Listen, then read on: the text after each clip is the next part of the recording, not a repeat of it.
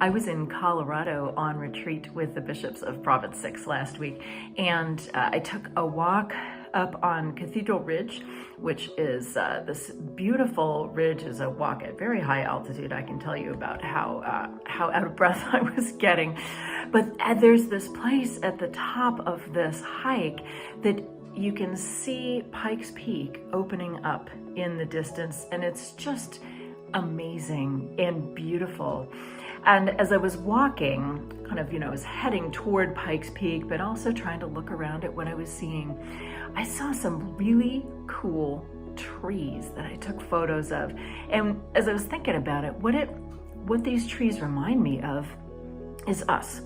Okay, so one of the trees that I took a picture of, and if you're on Facebook or something, if you follow me on social media, you may have seen this. It's this photo of a tree that has grown in this spiral all the way up, just continually spiraling around and around and around. And lots of trees in the mountains look like that, right? This was not a unique tree, but it's doing that because as the tree is growing, it's following the sun wherever it goes. And the path of the sun, of course, goes around like that. And so it's following the sun. There was another tree that went like straight up, and then it had this crazy branch kind of thing that went all the way out and around. And same thing, right? It was growing up, and then it needed to send this branch out and around something in order to find the sun.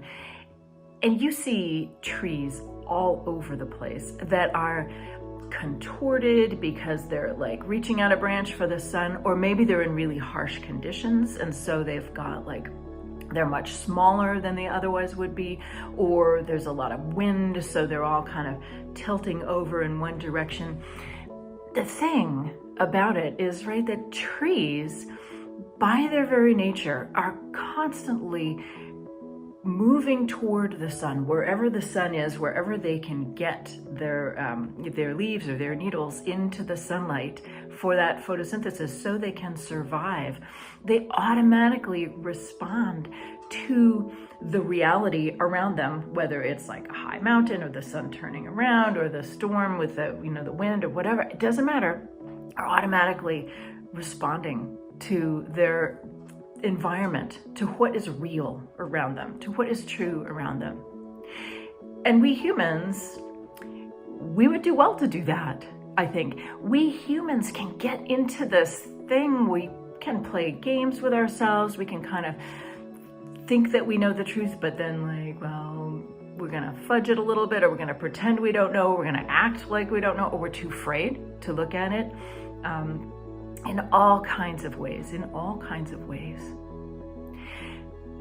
So this month, where the trees are coming out and blooming, and the leaves have been spreading out so they can see the sun, I just invite you, take a look at some trees as you're out there, as you're going around, as you're driving, as you're walking. Take a look at some trees and see how they respond to the natural inclination that they have, the need to grow upward toward the sun, and how they respond to the reality that's around them.